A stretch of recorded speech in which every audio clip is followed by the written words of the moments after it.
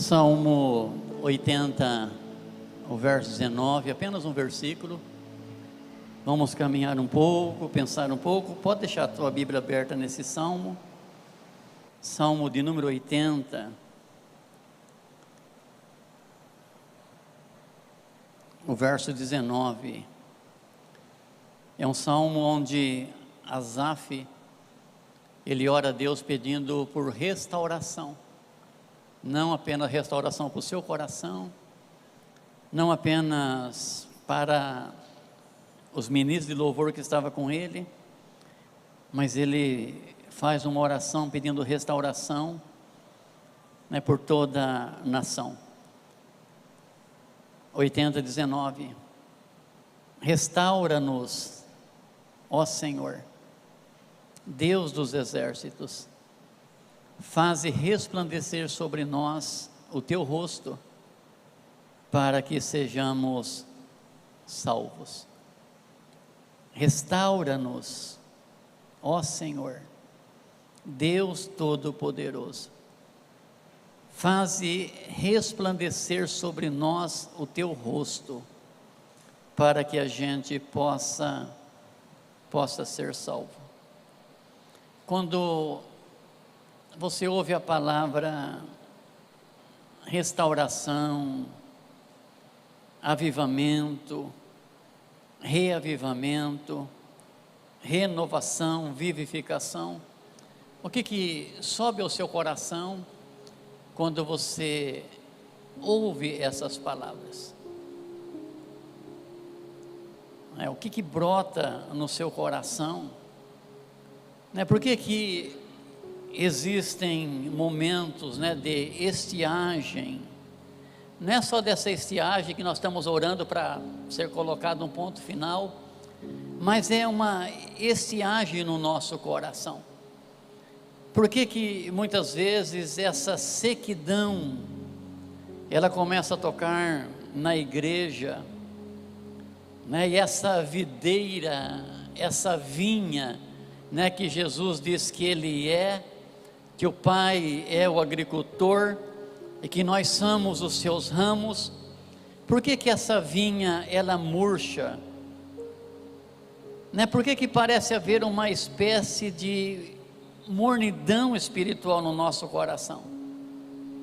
Há momento que as nossas orações elas ficam desprovidas de poder. A nossa adoração entregue a Deus, ela fica sem entusiasmo. As pregações do altar carecem de unção, carecem de vida, de poder. E quando falta esse renovo, a igreja ela começa a perder a sua credibilidade lá fora.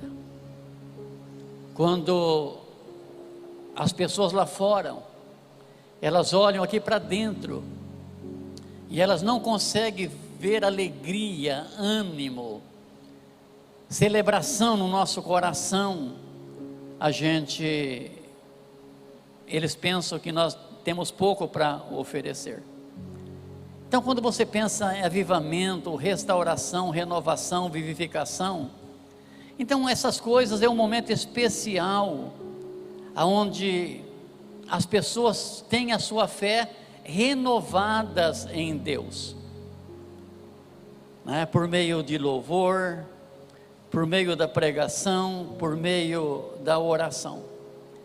Então é muito importante a gente sempre fazer, essa oração que Asaf ele faz. Querido, aqui é o povo de Deus, não é o mundo lá fora. Quem está fazendo esta oração é um ministro de louvor, é um adorador. Se você vê do Salmo 73, ele vai até 81, você vai encontrar Asaf, ele sempre pedindo para que Deus, ele faça algo novo, de novo. Então ele está pedindo o que? Ele está pedindo, para que Deus, ele venha, visitar o seu povo novamente. Ele está pedindo para que Deus, ele venha restaurar o seu povo novamente. Então ele fala assim: restaura, ele diz: faça resplandecer o seu rosto sobre nós. Ele está falando da presença. Deus, Nós precisamos da presença de Deus para que a gente seja de novo salvo. E quando a gente fala sobre essa necessidade de vivificação, né, muitas vezes a gente pensa no nosso coração que a gente não está precisando. Não, pastor, esse negócio de renovação espiritual, essa coisa de vivificação, essa coisa de ficar orando a Deus, pedindo para que haja uma visitação sobrenatural de Deus. Olha, pastor, eu creio que muita gente na igreja está precisando disso, mas eu não estou. Sempre o nosso maior problema, queridos, é a gente sempre pensar que aquilo que está sendo anunciado, pregado, tem serventia para a vida de alguém, mas naquele momento não tem serventia para nós. Como é que eu posso saber que eu preciso de uma renovação, de uma vivificação? Um exemplo: quando você olha para o mundo que nós estamos vivendo, diante de uma corrupção tão terrível, diante de uma maldade tão terrível, diante de um caos tão terrível, diante de uma violência como nunca houve, de uma maldade como nunca houve, se você ouve essas coisas, se você vê essas coisas, se não há no seu coração um desejo ardente de cair de joelho diante de Deus, clamar por misericórdia de Deus, você está precisando de um reavivamento. Se você olha para tantos abusos, principalmente contra as nossas crianças, os nossos adolescentes, quando você olha para tanta maldade, e se você fica indiferente com tudo isso, se não há no seu coração um desejo, né, de jejum, de oração, de rasgar o seu coração, você está precisando de um avivamento. Se você olha para a maldade do mundo e você não sente nada de compaixão por eles, se você olha para o homem perdido, caminhando a passos largos, rapidamente, para um abismo sem fundo, um lugar onde Jesus diz que o fogo não apaga, o verme não morre, um local onde há choro e ranger de dentes. Se você olha para essas pessoas que estão caminhando para um matadouro, e você não tem desejo de levantar, de fazer um convite, de compartilhar uma boa nova, olha, com certeza, estamos precisando de um reavivamento, queridos. Porque sempre quando a gente fala sobre um reavivamento, a gente pensa, eu não estou praticando tanta maldade. E quem diz que pecado é só maldade que nós fazemos? Pecado, o maior pecado da igreja não é o adultério, o maior pecado da igreja não é a mentira, o maior pecado da igreja não é a indiferença, o maior pecado da igreja é saber do bem que ela precisa fazer e ela não faz, porque a Bíblia diz que aquele que sabe do bem que precisa fazer e não fazendo esse bem, ele comete pecado. O adúltero lá fora peca sem ter tanta consciência, o corrupto lá fora, ele peca sem ter tanta consciência ainda no seu coração. Mas a igreja, quando nós sabemos do bem que nós precisamos fazer, do bem que precisamos praticar, e nós ficamos indiferentes a tudo isso, queridos, nós precisamos orar desesperadamente: Deus, eu preciso de um avivamento. Deus, a minha casa precisa de um avivamento. Deus, a IPR Central de Alta Floresta precisa de um avivamento, porque Deus, o Senhor trouxer um avivamento para o meu coração, se o Senhor trazer uma renovação para a minha família, se o Senhor trazer uma visitação poderosa para a IPR Central de Alta Floresta, nós seremos a resposta de Deus para a nossa cidade, para a nossa nação. Então, para que o avivamento seja derramado, o que nós precisamos fazer, querido? Precisamos de um coração contrito, um coração quebrantado diante de Deus. No verso 3 aqui do Salmo 80, ele vai dizer: restaura-nos, Senhor, faze resplandecer o teu rosto sobre ti, e nós seremos salvos.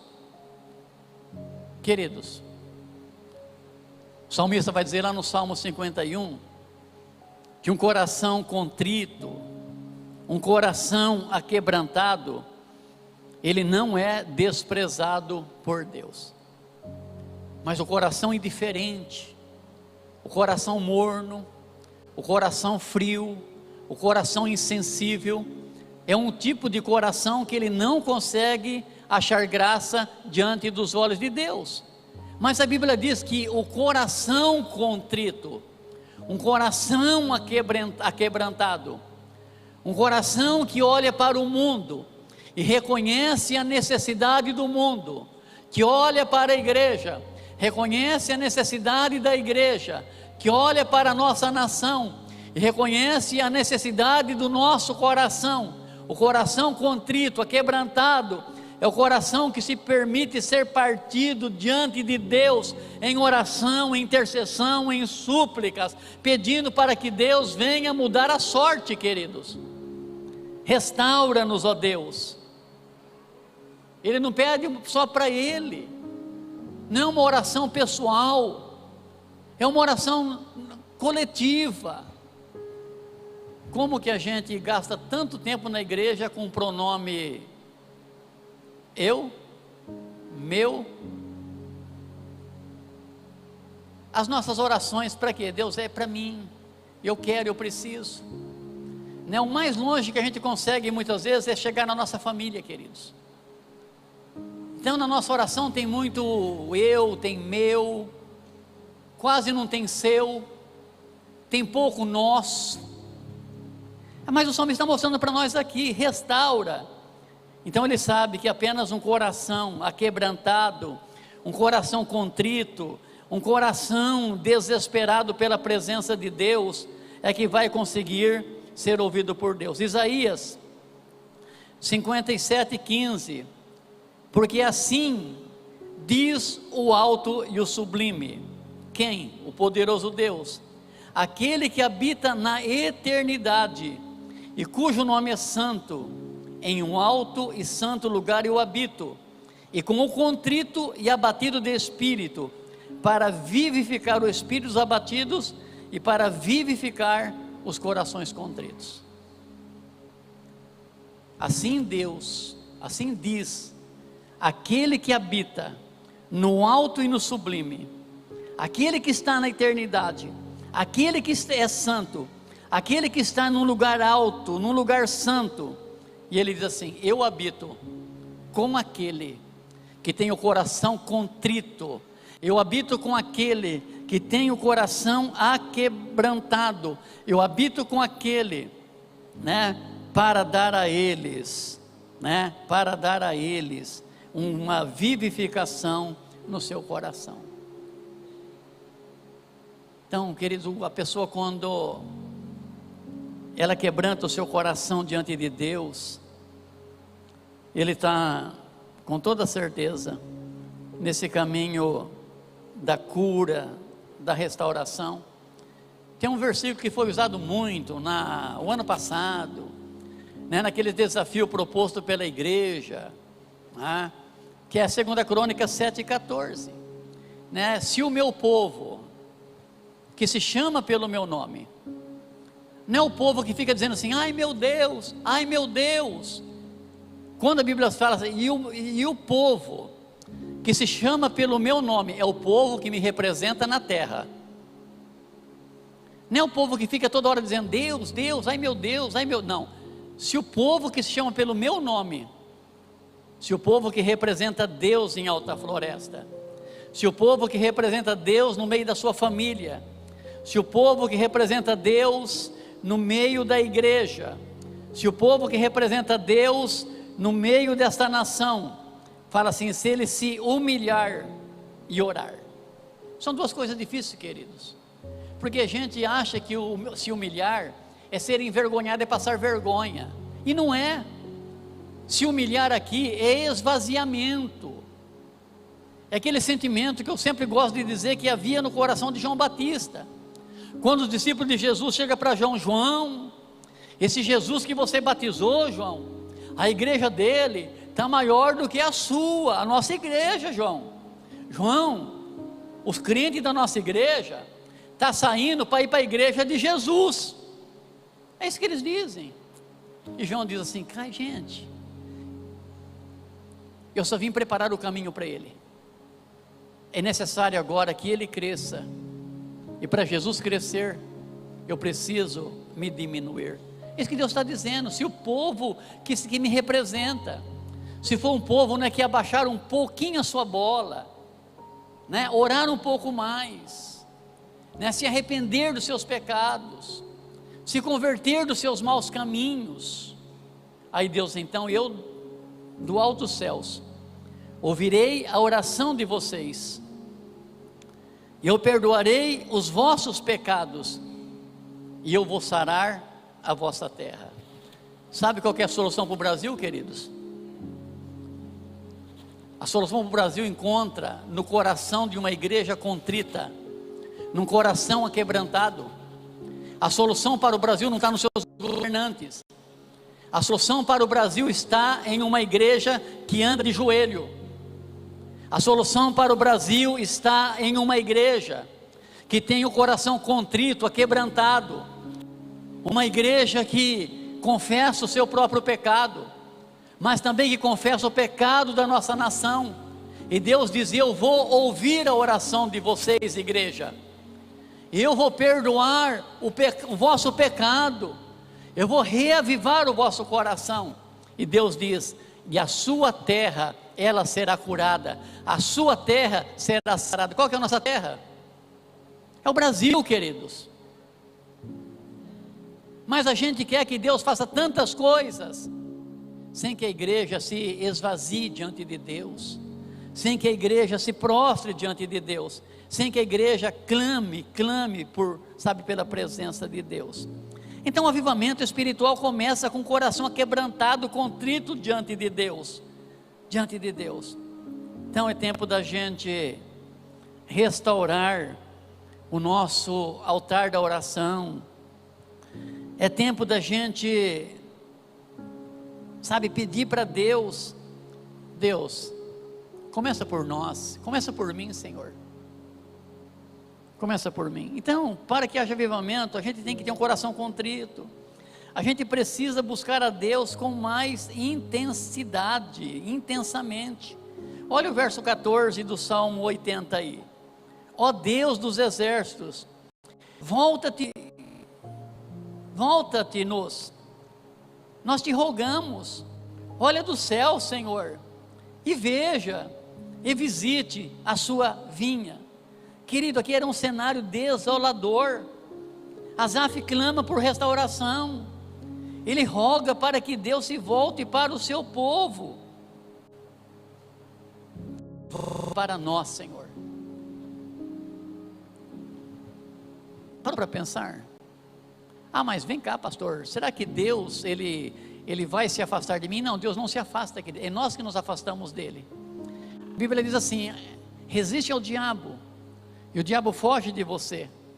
Aproxime de Deus, e Deus aproximará de você. É natural que quando há a tragédia, a calamidade, é natural que quando há adversidade, quando coisas que nós não temos respostas acontecem, a gente fica dizendo para Deus: Deus, onde o Senhor estava? Deus, o Senhor não viu? Deus, o Senhor não ouviu?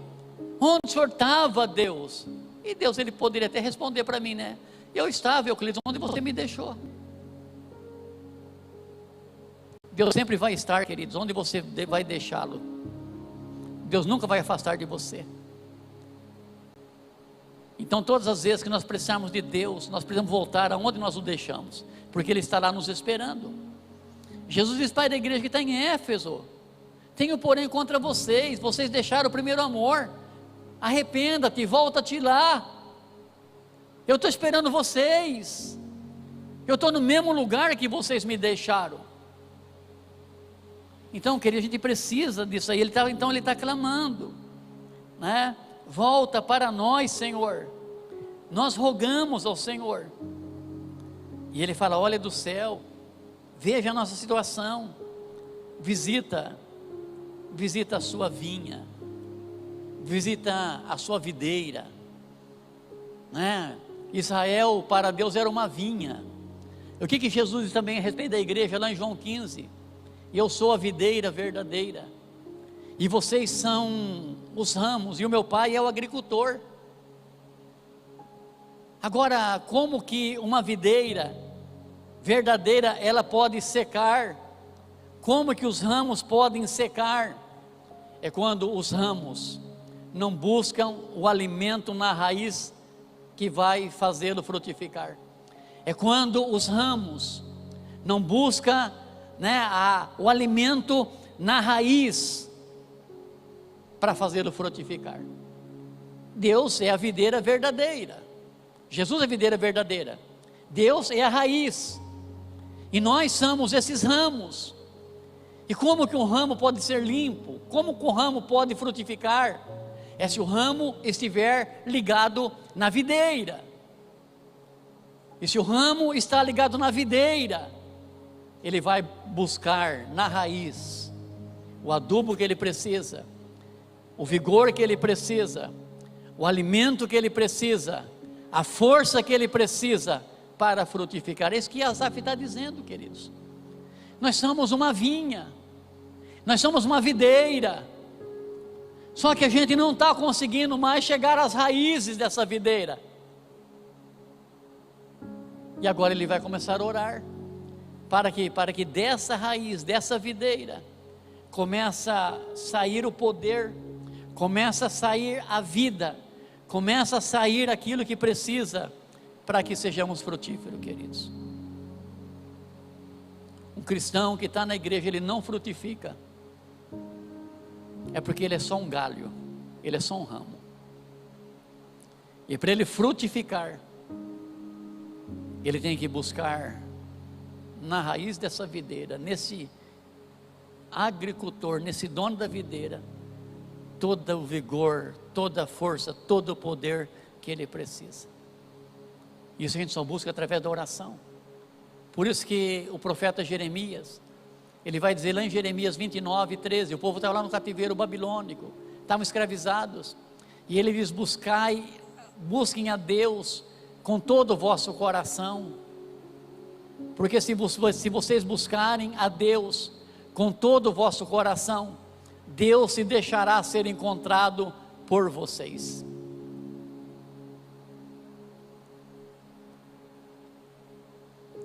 Tem lugares, né, países que as pessoas oram muito no meio do mato, eles não têm liberdade religiosa, né? E assim a floresta fica marcada por trilhos de oração, né? As pessoas passam ali toda noite, todos os dias, para ter um local secreto de oração, buscar a presença de Deus. E aí cada um tem o seu caminhozinho, cada um tem seu trilho.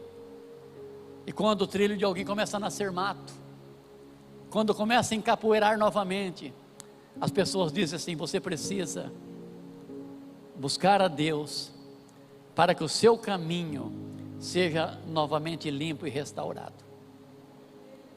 É isso, irmão, que Asaf está dizendo, que a gente precisa buscar a Deus intensamente, é na raiz mesmo. Precisamos nos render ao Espírito Santo. Olha o verso 19: restaura-nos, Senhor, Deus dos exércitos, faze resplandecer o seu rosto, nós vamos ser salvos, né? Quem pode trazer essa vida, quem pode trazer essa vivificação, quem pode nos revestir do poder do alto, quem pode, né, habitar em nós, se mover em nós e através de nós? Apenas o Espírito Santo de Deus. Olha aqui, Jesus, depois da sua ressurreição, depois de ficar 40 dias manifestando aos seus discípulos, ele está no Monte das Oliveiras, ele vai subir ao céu, ele vai assentar ao lado de Deus, e ele olha para os seus discípulos que tiveram um curso de 3 anos e meio. Ninguém aprendeu teologia como os discípulos de Jesus, ninguém aprendeu na prática o que os discípulos de Jesus aprenderam, ninguém viram o que eles viram, nem o ouvido ouviu o que eles ouviram.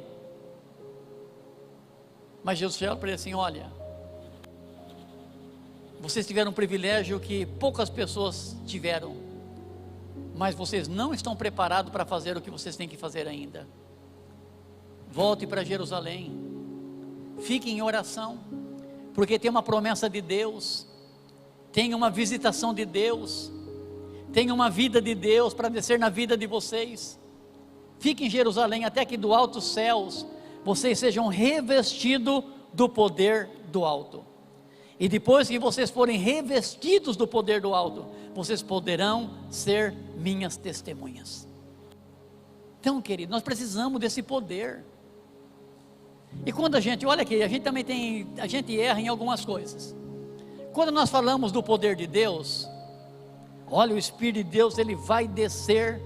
Olha, quando ele desceu sobre mim, naquela tarde de quinta-feira do ano de 1989, aquele dia ele me eletrocutou com o poder do alto. É dínamo, força, poder, revestimento de poder, é dínamo, energia. Gente, eu tomei, vamos dizer assim, um grande choque, eu fiquei grudado, sabe, era o amor líquido de Deus descendo. Eu fui embora. No outro dia, na sexta-feira, queridos, eu não estava sentindo nada. Porque tem pessoas que acham, eu vou ter o revestimento do Espírito Santo, e eu vou ficar dando choque, quem relar em mim vai tomar um choque. Queridos, você vai continuar com a tua vida normal. O Espírito de Deus, ele não vai tirar a tua identidade. Ele não vai tirar a tua identidade. Você vai viver a sua vida como se não tivesse ninguém habitando no teu coração. Mas no momento que você precisar dele, que você buscar a presença dele, ele vai se manifestar em você através de você. Quando você for orar por alguém, então ele vai se manifestar através de você, para abençoar a outra vida, queridos. Agora, se você não evangeliza, se você não discipula, se você não ora, qual é a razão do Espírito de Deus ficar dando aquele choque na gente, sem a gente fazer nada? Não tem, queridos. Até terminando o nosso curso de oração, maravilhoso, sobre oração, a fonte do poder, eu pude compartilhar com eles no final. Eu falei assim para todos os intercessores, e é bom para você que intercede aqui também. Nós temos a oportunidade de gastar a nossa vida cristã testemunhando a respeito do que Deus fez através de vida de outras pessoas. Ou a gente tem a oportunidade de testemunhar o que Deus está fazendo através da minha vida. Queridos, testemunhar através do que Deus fez da vida dos outros é mais ou menos. Agora, você testemunhar o que Deus está fazendo através da sua vida, isso é glorioso. Por que nós trazemos sempre alguém de poder para pregar na igreja? Para nós ouvirmos o que Deus tem feito através da vida dele. Por que você não pode ser convidado para compartilhar desse poder de Deus para alguém? Por que alguém não pode chamar você, para que você conte para eles o que Deus está fazendo através da sua vida? Você pode ficar a vida toda sentado aqui no banco, e você só contar para as pessoas o que Deus fez através da vida de outras pessoas.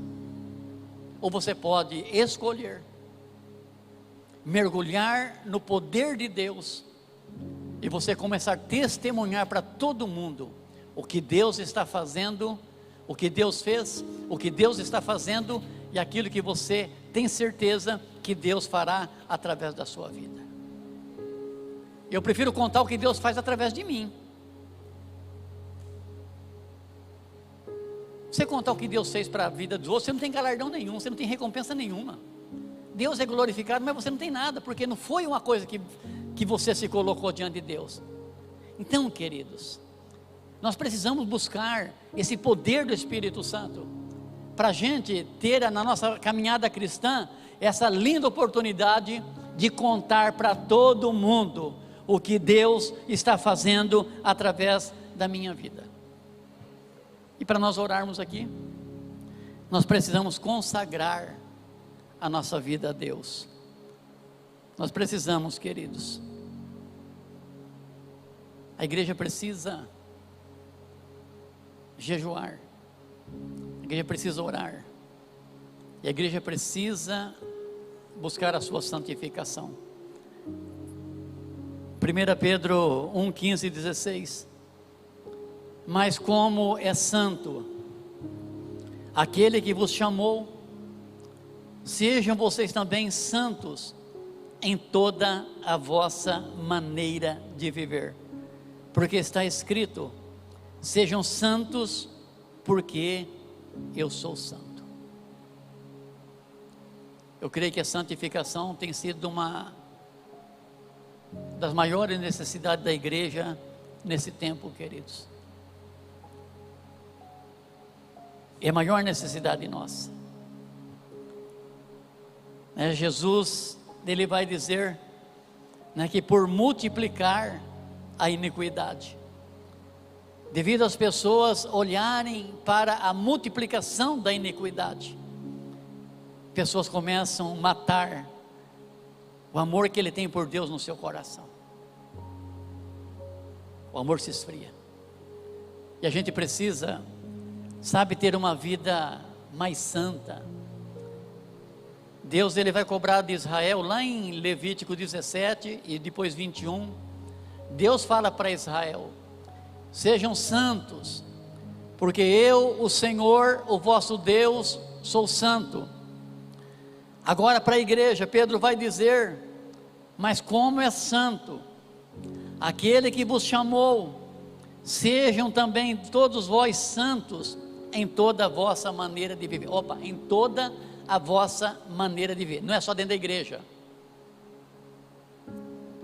Santo no seu casamento.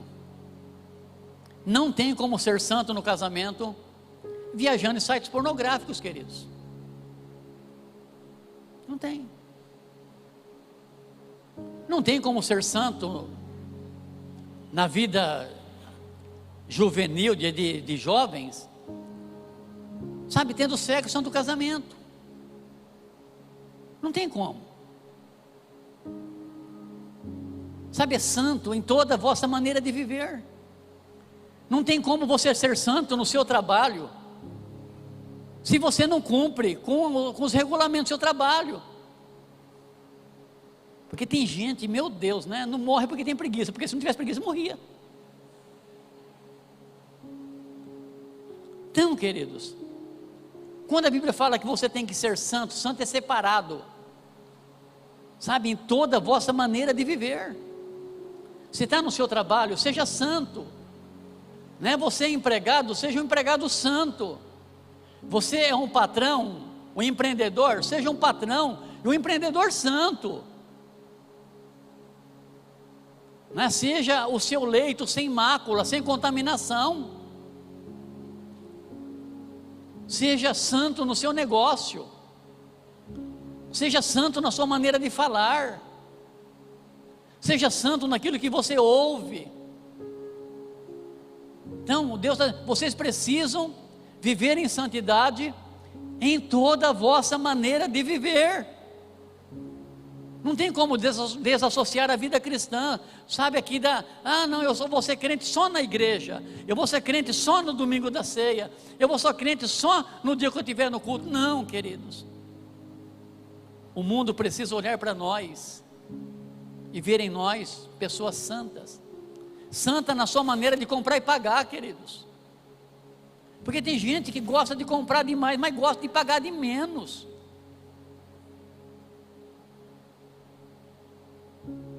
Isso é pecado, sabia? Vai lá na loja, vai não sei aonde, escolhe a gosto. Vai lá, experimenta e desexperimenta, experimenta e leva e usa. Eu quando vou nessas lojas orar por quem não paga as contas, eu falo: Deus, tira o sono, Senhor. Não deixa dormir de noite não. Toda vez que colocar a roupa, o sapato, pegar a bolsa ou qualquer coisa que seja, Deus, faça ela lembrar que ela comprou e não pagou. Ainda bem que no meio dos crentes todo mundo compra e paga, Maravilha de Deus. Gente, é ser santo em toda maneira de viver. As pessoas falam mal de Deus por causa da gente. As pessoas blasfemam do nome de Jesus por causa da gente. Tem pessoas que, meu Deus, gente, né? Se não for na justiça, não paga. E aí, ser santo em toda maneira de viver, na sua maneira de olhar, na sua maneira de ouvir, na sua maneira de falar, na sua maneira de se vestir, na sua maneira de você se comportar. Seja santo. Porque não tem como ter um reavivamento sem a gente buscar essa santificação da parte de Deus, queridos. Essa ajuda do Espírito Santo mudando a nossa vida. Hebreus 12, 14, acho que é 12, 14 mesmo, diz assim: viver em paz uns com os outros e buscar a santificação, sem a qual ninguém verás a Deus. Duas coisas: vive em paz uns com os outros, santificação no viver em paz com o irmão. Gente, crente não pode fazer fofoca, crente não pode ter língua comprida, crente não pode falar mal da vida dos outros, crente não pode caluniar, né? Tem gente que vai precisar de 2 caixão quando morrer, um caixão pequenininho para o corpo e um caixão bem grandão para a língua. Gente, isso a Bíblia chama de abominação. São 6 coisas que entristece a Deus, mas a 7ª Deus abomina. Sabe o que é abominação para Deus? Tem 6 coisas que a gente faz que Deus fica triste com aquilo, Deus fica chateado. Nossa, Euclides, você fez isso, olha, estou chateado com você, tá? Mas tem algo, se eu fizer, Deus vai falar assim: Euclides, isso é abominação. Sabe o que é abominação? Irmãos que semeia contendas entre irmãos, irmãos que falam mal do irmão, irmão que faz fofoca do irmão. O diabo, sabendo que isso é abominável, o diabo sabendo que os abomináveis não terão parte no reino de Deus, ele vai colocar uma coceirinha na língua. Seja a sua língua santa, seja santo em toda a sua maneira de viver. Seja, queridos. Pastor, todo mundo está fazendo. Gente, o cara vai para o inferno, ele quer ir, você quer ir porque ele vai? Eu não quero. Ai, pastor, o mundo está tão mal, pastor, que eu estou me esfriando. Gente, o mundo está ficando cada vez pior. Eu estou cada vez com o meu coração mais aquecido. Se o mundo quer caminhar para a perdição eterna, eu não vou caminhar com eles, porque eles estão caminhando. Né? Não vai fazer a diferença, e hoje é diferente, vai fazer diferença para você, no mínimo. Se só fizer diferença para você na eternidade, beleza. Aí a gente fala: não está fazendo diferença, né? Então eu vou ficar que nem todo mundo. Gente, essa é a oração aqui de Asaf. Então ele fala: consagre a sua vida a Deus. Santidade não significa perfeição, mas um compromisso contínuo de buscar a vontade de Deus em todas as áreas da nossa vida, queridos. Eu falho. Deus, a palavra diz que se eu pecar e me arrepender e confessar a Ti os meus pecados, o Senhor é fiel e justo para me perdoar os pecados, e o sangue do Teu Filho me purificará de toda injustiça. Então, santidade não é perfeição, queridos. Santidade é uma estrada, é uma jornada, que todas as vezes que ela for bloqueada por um erro seu, você tem um caminho aberto na cruz, para que a sua jornada continue, para que você seja purificado, lavado, santificado, para que você não perca a comunhão com Ele. Fique de pé, por favor.